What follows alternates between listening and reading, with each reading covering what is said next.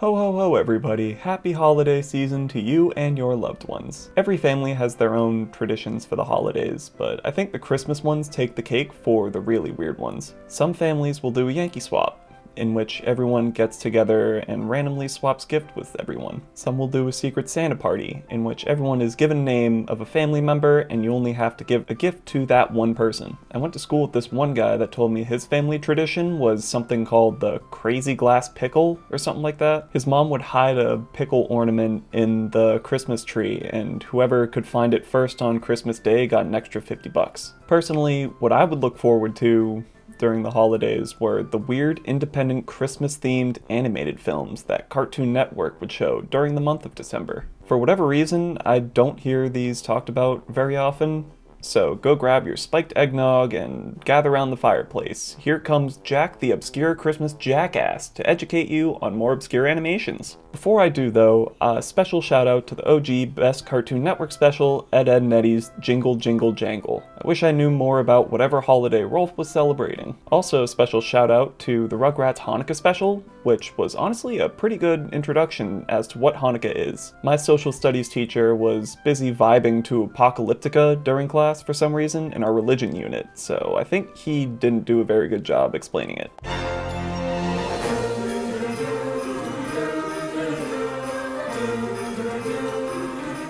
This one is probably the most adorable due to the art style. Like, it has this cute little children's book style that just adds to the cuteness of the story. All of the Other Reindeer is based on a children's book written by Steve Young, and the special originally aired and was created around the turn of the century. All of the Other Reindeer stars the titular Olive, a Jack Russell Terrier who mishears the classic tune, Rudolph the Red-Nosed Reindeer. She misinterprets the line, all of the other reindeer, as Olive, the other reindeer. That's it, that's the whole joke. Good night everybody, thanks for watching. Olive and her friends hear that Blitzen, one of Santa's reindeer, has an accident and is unable to fly the sleigh, canceling Christmas. The team then set out to go to the North Pole and help Santa save Christmas. Along with Olive's friends in Martini the penguin and Fido the flea, Olive encounters many friends to help her along the way, such as a kindly bus driver named Richard, bar owner named Round John Virgin, and a flightless reindeer named Schnitzel. Olive and company run into a whole host of obstacles along the way. One of the biggest obstacles is the deranged mailman. Olive is a dog, so it's a no-brainer that the main antagonist would be a mailman, but the kind of stuff this guy does is kind of insane. They run into each other multiple times on their way to the North Pole, and the mailman does things including, but not limited to,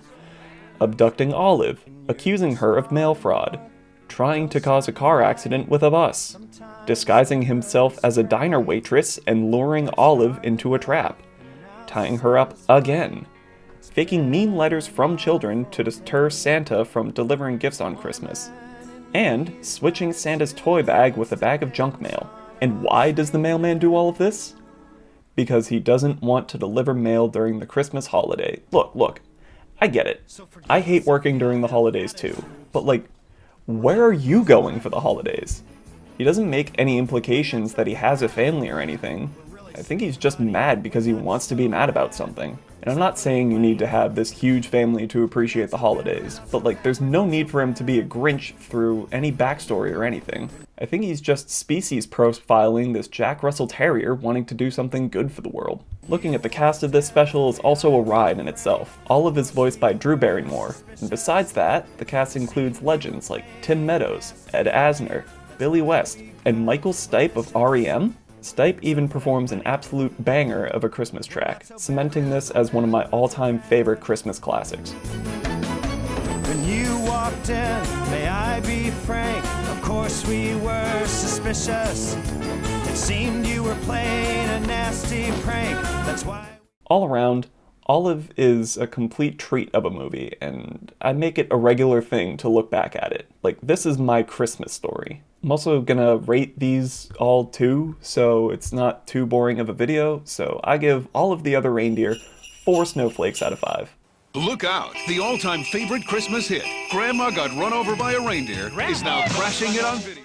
Grandma Got Run Over by a Reindeer is exactly like it sounds. It's based loosely on the 1979 novelty Christmas song that I'm too afraid to play right now because of copyright reasons. The movie follows Jake Spankenheimer, honest to God that's his real name, as he searches for his grandma. As stated in the song, Grandma got run over by Santa's sleigh in the middle of the night on Christmas Eve while walking back to her house. Instead of the smart thing and telling anybody about it, Santa fucking abducts Grandma. Jake and his grandpa watch the whole accident happen and tries to tell the family and the police.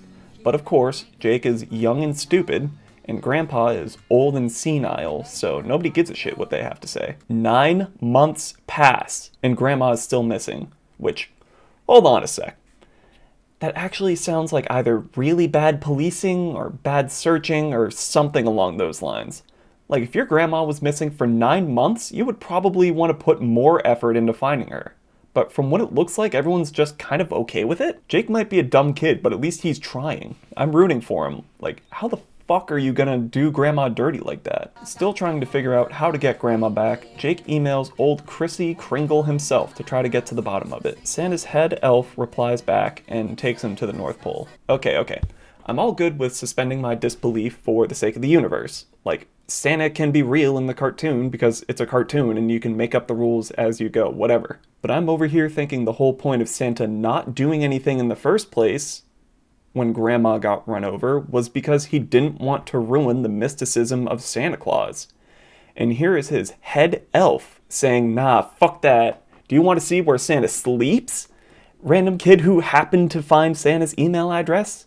Like, what the fuck? Jake arrives at the North Pole to find Grandma still suffering from her injuries. Santa had taken her back to the workshop and helped with her injuries, but never returned because she had developed amnesia from being hit. Okay, but she was right outside the house where you hit her, so you couldn't, leave a note or anything? Like, with a phone number or an email address? It was easy enough for a kid to find out how to get in touch with you, is all I'm saying. Your secret isn't that safe, you Bruce Wayne wannabe. This whole movie, by the way, there's this evil cousin trying to take over the shop that Grandma runs so she can sell it for a high profit. But Grandma is being a good grandma and is like, nah, fuck that noise, and doesn't sell out to the man. But when Grandma comes back, she can't properly defend herself from the lawyers to keep her shop open. Then the lawyers kidnap her again and blame and arrest Santa, making the news and making it common knowledge now that Santa exists. It's another 3 months before Jake and Grandpa find out where Grandma was taken to, implying that Grandma hasn't been home in about a year. The boys find Grandma in a cabin in the woods and with her find a letter left by Santa the night she was hit. Santa did leave a note, but evil Cousin Mel had stolen it before the police could find it. Are you kidding me? Cousin Mel has now committed abduction, tampering with a crime scene, and general douchebaggery. What is it with these Christmas movies and, actual crime? I get we're supposed to be against the villains of the movie, but I don't think it's fully necessary to make them commit actual crimes. Cousin Mel then confesses to everything and is arrested. Grandma is offered to franchise her store instead of it being sold off, and everyone lives happily ever after. Except Cousin Mel. Greed is not a pretty color on anybody. I wouldn't watch this one nearly as much as I would watch Olive, but the story is a lot more bonkers and still pretty tough to keep up with. I give this one 3.5 snowflakes out of 5, mainly because I would get bored halfway through and flip to something else more often than not. But if you ride the wave to the end, you're in for a treat. Bah Humduck, a Looney Tunes Christmas. Merry Christmas, everybody. Bah Humduck is just a Christmas carol. And honestly, not even the best version of it. This had no place trying to compete with the original story, the Muppets Christmas Carol, the Mickey Mouse one, or even that creepy CGI one with Jim Carrey. Still kind of funny though, 2 out of 5 snowflakes.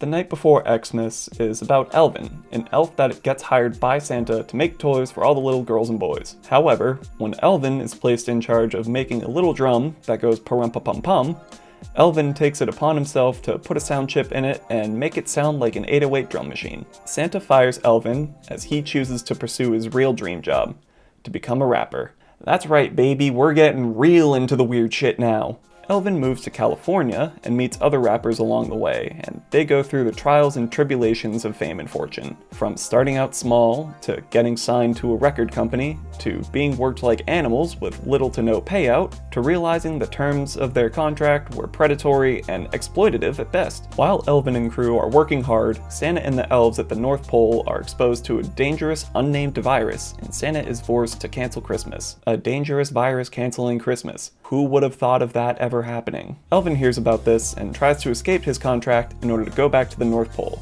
and eventually helps Santa make toys to save Christmas, giving a happily ever after. What was really interesting about this one was the fact that it was all done in rhyme, much like the real Night Before Christmas short story poem thing. Didn't matter. This stuff was a cure. The production was huge from each hardworking elf. And then who should walk in but the big man himself? Well, ha ha ho! Santa lights. All in all, this one is the shortest of the four, which is disappointing, but just the premise of an elf quitting Santa's workshop to become a rapper is probably the most sellable tagline for any of the Christmas specials airing on Cartoon Network. I'll take away points for this one being as short as it is, but it makes up for it in its degree of crazy the premise itself is. I give The Night Before Christmas 3.5 snowflakes out of 5. And so ends another video that makes me wish I hadn't canceled cable. But this was in the prime of Cartoon Network's run, whereas now I'm pretty sure they don't even show any of these around the holidays, instead employing a collection of Christmas episodes from their regularly scheduled Cartoon Network programs. But what do you think? Do you remember any of these holiday classics? Are there any that I missed that I could talk about in a video next year? If I keep doing these videos? Let me know down in the comments. Also, be sure to like the video if you made it this far, and subscribe to stay updated on my next upload. But other than that, I thank you for watching this video, wish you a very happy holidays, and I'll see you on the next one.